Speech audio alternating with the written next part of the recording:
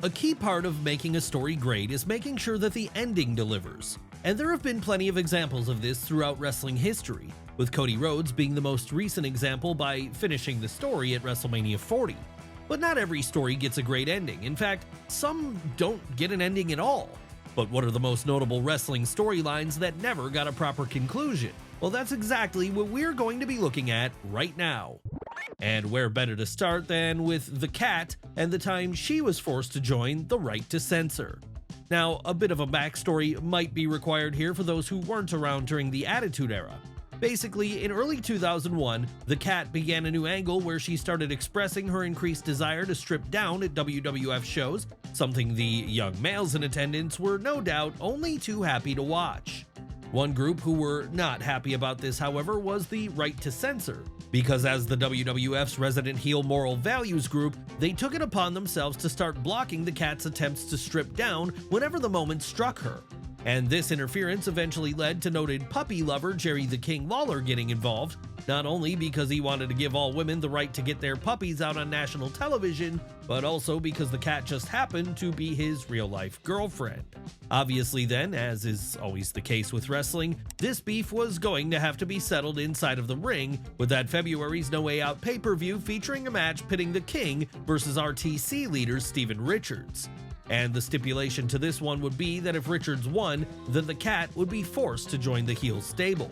And so it was then that after the bout was over, the RTC would have won, and it seemed Lawler's girlfriend was going to have to be covered up for good as the storyline reached its next stage.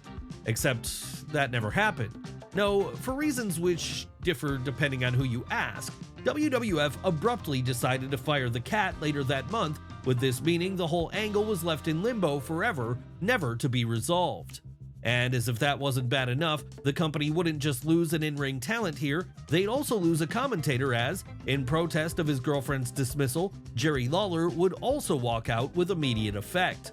Still, at least we got the silver lining of Paul Heyman joining the commentary booth for a while as a result, so it wasn't all bad. And this wouldn't be the only time an angle would be axed before it reached its conclusion as a result of someone getting released, because years later, the same thing happened with Lars Sullivan and his planned wave of destruction on SmackDown. Now, Lars Sullivan was never what you would call a great in-ring performer exactly, but what he did have was size and presence. And if we know one thing about Vince McMahon, it's that this was often what he prized above all else. So when the Colorado native signed with WWE during the mid-2010s then, it felt like it would only be a matter of time before he was rocketed up to the main roster, and there put in main event angles. And things certainly seemed to be progressing along this trajectory at first, because during his time in NXT between 2017 and 2018, Sullivan certainly made an impact by mixing it up with the likes of Johnny Gargano, Adam Cole, and Aleister Black. Unfortunately though, once plans were made to bring him up to SmackDown in late 2018, things began to go off the rails. What happened here? Well, after old videos and forum posts made by Lars were uncovered online, fan backlash developed around the new star in waiting. And this led to him becoming so concerned about the way he'd be received on the main roster, he had a full-blown panic attack right before his first scheduled Red Brand appearance, causing him to no-show the event. Still, WWE would persist with him anyway, and eventually have him debut on Raw the night after WrestleMania 35 in order to destroy Kurt Angle, so everything seemed to have worked out okay in the end. Except it didn't, because with fan backlash continuing to swirl, and Sullivan's anxiety only getting worse as a result, his subsequent TV appearances after getting drafted to SmackDown a few weeks later became more and more sparse. And this was made even worse when a knee injury put him on the shelf all the way up until October of 2020. Would this time away allow him to deal with his issues? Not quite, and with it now being clear things weren't going to get any better, Lars would ask for his release at this point, as he knew that he wasn't going to be able to perform to the level the company wanted of him. So as a result of that, the wave of destruction he'd begun on the Blue brand by wiping out Lucha House Party, the Hardys, and others would never reach its climax. And around about the same time as that was happening on SmackDown, over on Raw, another potentially promising angle would be snuffed out before its time. What are we talking about here? Why, the saga of Jason Jordan and Seth Rollins, of course. Yes, back in the late 2010s, WWE seemed to have pegged Jason Jordan as being the next big breakout singles star of the promotion. And we know this because once American Alpha were split up not long after their call-up to the main roster, Jordan would get the honor of being the on-screen son to Kurt Angle, all while his now former tag team partner was getting saddled with the god-awful Shorty G gimmick. But it wasn't just being Kurt Angle Jr. that was getting the Illinois native over at this point. No, there was also the fact that, once paired up with Seth Rollins in December of 2017, he proved he was able to hang with the Architect in the ring. And this led to the pair becoming Raw Tag Team Champions together. Of course, given this was a thrown-together tag team during the Vince McMahon era of WWE, we should have all been able to guess where things were going, with both men eventually coming to blows and splitting up, all before having a one-on-one encounter at WrestleMania the following April. And this certainly appeared to be the direction the whole storyline was moving in as, come February of 2018, Jordan would have seemingly turned on his partner when he cost him a match. Unfortunately though, there was no chance the whole thing was going to be blown off in time for WrestleMania 34 here, as prior to this turn, the relative rookie had been told he needed to go in for neck surgery which would put him on the shelf for over a year. Still, at least he would be back in time for Mania 35, where he could this time get his match with Seth, right? Well, no, because while his neck surgery was successful in allowing him to live a pain-free life afterward, the damage was apparently so bad that even once it was over, doctors recommended he never lace up his boots again. So realizing they had his best interests at heart, Jason Jordan took such advice and retired from the ring altogether, with him spending his time after that working as a backstage producer. And because of this, it means we've never gotten to see the conclusion of what was planned for the whole angle pitting him against the Drip God. What a shame this is then, because given the talent of the two men involved, the match would have no doubt been a banger. And the same thing could also have been said about another bout coming out of a tag team split we never got a couple of years later, that between the members of RK Bro. Now, we all love a good odd couple tag team, The Rock and Mick Foley, Daniel Bryan and Kane. It's just a formula which always seems to work. And so, when Randy Orton and Matt Riddle were first paired up together on Raw in April of 2021 then, it shouldn't come as much of a surprise that they'd quickly become a hit with fans. After all, with Riddle playing the stoner goofball and Orton playing the straight man, they appeared to be a match made in heaven. And because both men could also go in the ring too, it meant that when it came time for the bell to ring, their odd chemistry always delivered. Sure, we all knew how it was going to end, but the journey getting there was fun regardless, as we all got to watch the Viper slowly fall in love with 2020's Rob Van Dam. Hell, at one point their partnership would prove to be so strong they'd even win the Raw Tag Team titles together. And even when they eventually lost these belts, they'd win them right back again for a second time, proving just how well-oiled of a unit they were. Before things could reach the next stage though, presumably with Randy turning on his partner, a back injury would force the 14-time world champion to take a sabbatical from the ring as he underwent surgery. And while the hope here was that he wouldn't be out for too long, in the end it would be a full year and a half before Orton returned to action. That said, the story had been so strong it was still possible for the pair to pick up where they left off here, right?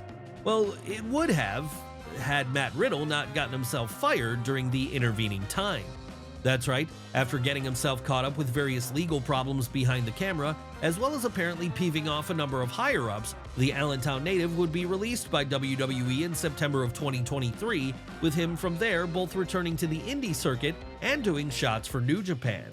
Of course, this offered him zero chance to close out that whole angle with Randy Orton then, and this one stung hard for fans, because it had easily been one of the best angles WWE had put out the prior year.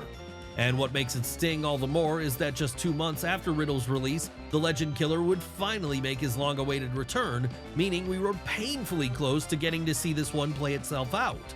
But alas, it just wasn't meant to be in the end. And the same thing could be said for our next unfinished storyline too, the feud between Bray Wyatt and Bobby Lashley. Of course, we all know why this one never got the ending it deserved, and that was because Bray Wyatt tragically died before it could.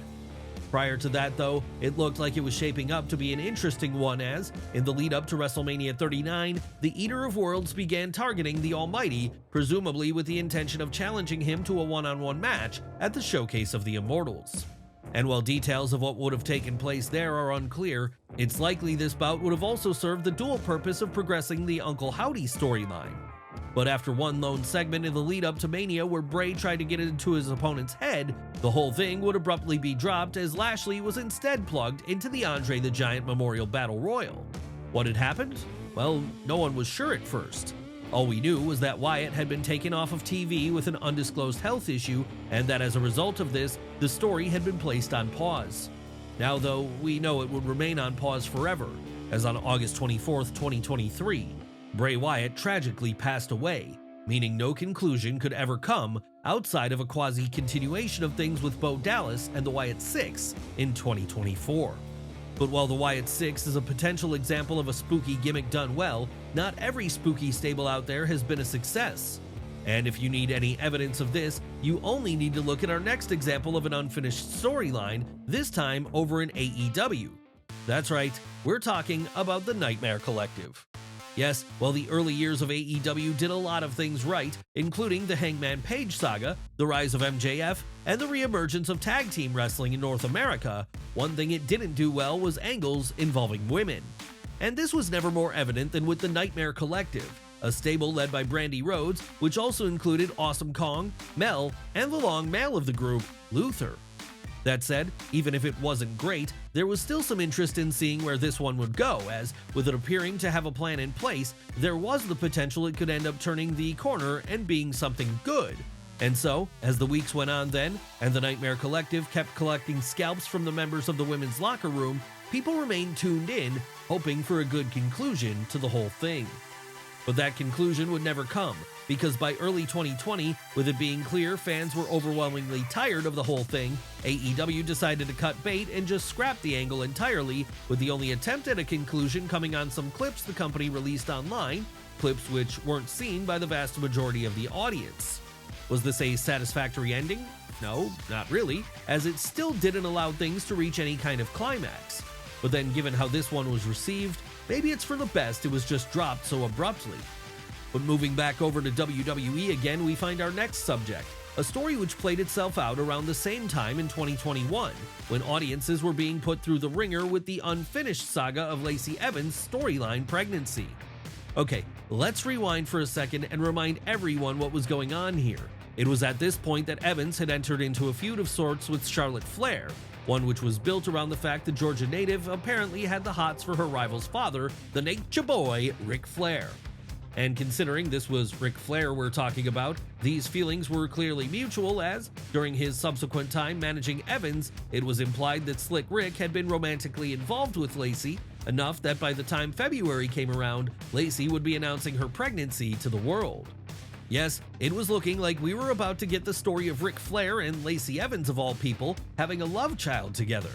And what made this one all the stranger was that Lacey would end up getting pregnant for real around this time, though the father was in truth her husband and not Slick Rick. But because she was really pregnant, this obviously meant she couldn't hit the ring anymore. And what's more, she'd soon have to be taken off of TV entirely. And it wasn't like it even picked up again once Evans returned from her maternity leave, as at this point, there would be no further on-screen association between her and the supposed father of her child. No, instead, she'd take part in the equally confusing angle which saw her alternate between babyface and heel on a seemingly weekly basis for a while. Still, for as bad as that one was, at least it had a conclusion, the same of which cannot be said for her pregnancy storyline. But let's move away from the modern era and back to a prior time for a while, because there we'll find that the Fed were always capable of delivering an unfinished angle even during some of their peak years. And this is evident in the story of F-View in 2002. Forgotten what F-View was?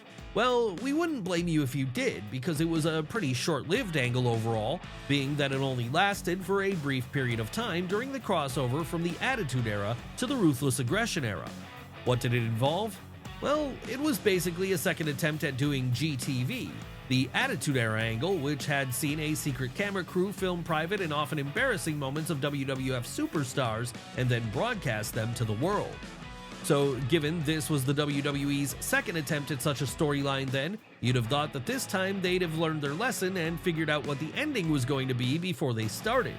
After all, whenever most people think of GTV today, they think of the fact it just frittered away into nothing without any kind of resolution.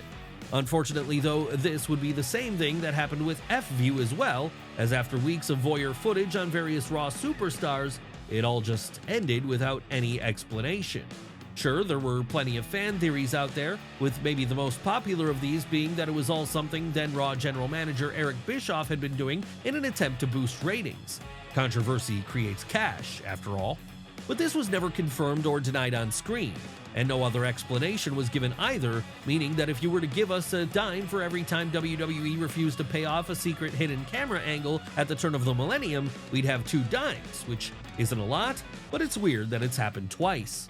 Seriously, for all you could say about the infamous SmackDown hacker storyline at the dawn of the 2020s, at least that one was eventually revealed to be the work of Mustafa Ali. As for this one though, it'll always remain a mystery, just as it will always remain a mystery as to who attacked Edge at No Way Out in 2003. Okay, we're going to need to give some context for this one. Back in the early months of 2003, Edge, Chris Benoit, and Brock Lesnar had all found themselves with a common enemy in Team Angle, and that had led to a situation where, at No Way Out on February 23rd of this year, each of the 3 men were going to be forced to team up to take on their rivals in a trios match. The only problem, however, was that, in the lead up to the bout, Edge suffered a pretty bad neck injury, one which meant he was going to have to get surgery. So obviously because of this, he wasn't going to be able to get in the ring in time to challenge Kurt Angle, Shelton Benjamin, and Charlie Haas. How would WWE get around such a problem? Well, prior to the match taking place that night, the Rated R superstar was attacked by a mystery assailant, kayfabe writing him off of TV for a while so that he could go under the knife. And while this was disappointing for fans who wanted to see him that night, at least there was a promise of a big reveal and subsequent feud once he returned the following year. Except this reveal of who had attacked him would never happen. No, once Edge returned in March of 2004, he'd be immediately drafted over to Raw, and so because of this, any pre-existing business he had left to take care of on SmackDown was dropped in the same manner that Snoop Dogg treats something which is hot. Yes, in the end, we'd never find out who attacked the Toronto-born star. All we were left to assume was that he either dealt with the problem off screen while he was recovering, or that he simply didn't care that someone had taken a year off of his career with a sneak attack. Maybe this is for the best though. After all, we know WWE's track record for successfully paying off such angles can be summed up with 6 simple words: I did it for The Rock. So perhaps the fact we never got a reveal here was the right decision. It sure wasn't the right decision for our next dropped storyline though, the time someone tried to end Vince McMahon at $1 Million Mania. Honestly, what is it with WWE producing storylines of people trying to off Vince McMahon over the years?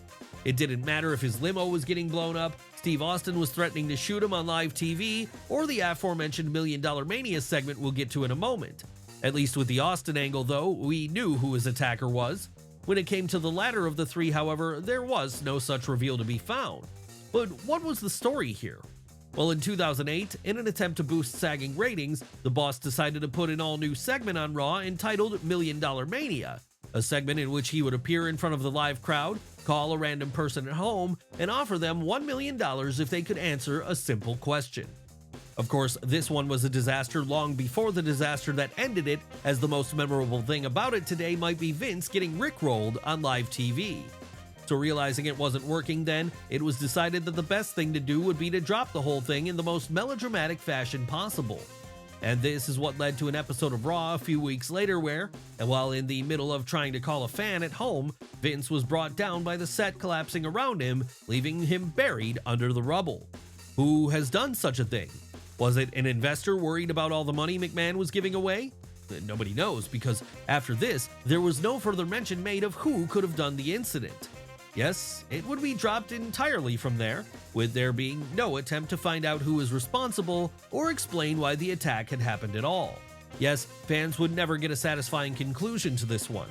But then, they were probably used to this kind of thing by now because, as today's video has shown, there are no shortage of unfinished storylines out there in the world of wrestling, all of them just waiting for a conclusion which will one day make them complete.